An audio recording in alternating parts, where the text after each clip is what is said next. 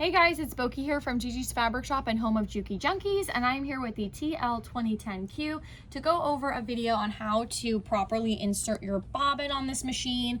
This is just something that is very, very important, so making multiple videos is always a good thing, just so it clicks and that everyone who's new understands how to do it. So this video is going to work for anybody who has a Juki TL mechanical model. Here we have our bobbin case that looks just like this.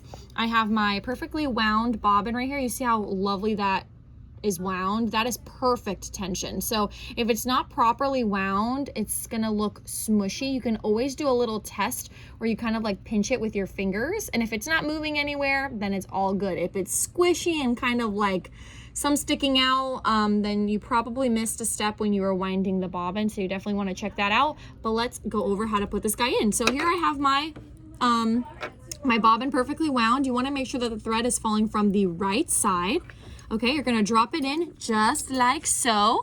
You're gonna turn it to the side so you have good visibility. That thread is gonna slide right into there. It's gonna come up and down just like that. So let me do that one more time since we're nice and zoomed in. It's gonna fall from the right.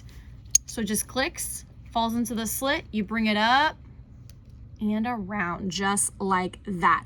Right here is your little screw. With your T-screw, you can go in here to tighten or loosen your tension if needed. That is not something that's bad on these mechanical machines. You definitely have to play with this every now and then if you're fluctuating from different weights of thread. This is Glide 40. If you work with it all the time, you might not have to adjust it, but if you do, it's totally normal. Sometimes the vibrations can loosen it up a little bit. So just be mindful that this is where you do any adjustments to the bobbin, right there on that little screw, little righty-tighty, lefty-loosey, and you do it in 5-minute increments because little 5-minute notches go a long way. So now let's say I have this wound up. Okay, I'm gonna cut this to make the thread a little bit shorter. I'm gonna turn this machine to the side, okay? We're gonna lift her up. Right here is where the bobbin case sits in, so it loads in from the side. All right, so little tip, you're gonna take your bobbin case. If you turn the bobbin case and you look at it here, this little opening that's right here where you see the thread, this is what has to be facing up. This is where the needle moves down into the machine and makes contact with the bobbin and makes your beautiful stitch. So when you're putting it in, this has to be flat like this. This is what I call the door. Whenever I'm explaining this, I call this the door.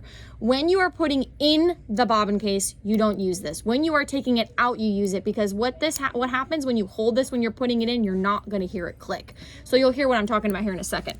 I'm going to keep everything nice and flush. I'm going to go in. I know my hand's kind of big, so I'm going to try to just, you see how it is nice and flat. Now I'm going to go in with my thumb and give it a good press. That is the click you want to hear. If you use that door, that little opening, when you are putting it inside, it will not click in. Now when I'm taking it out, I'm going to open the door like that, and then take it right out with no problem. But watch what happens when I do it with the door.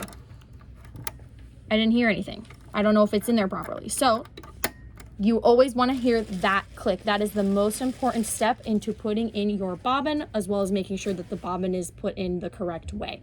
All right, I hope you guys found this video helpful.